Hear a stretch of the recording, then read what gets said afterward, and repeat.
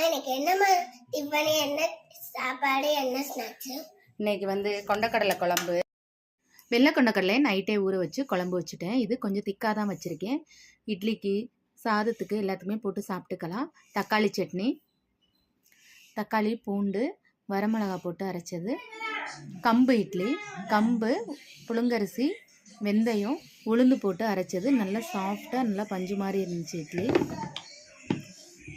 மரவள்ளி கிழங்கு கட் பண்ணிவிட்டு இட்லி பானையில் வச்சு ஆவியில் வச்சு அவிச்சு எடுத்து வச்சுருக்கேன்.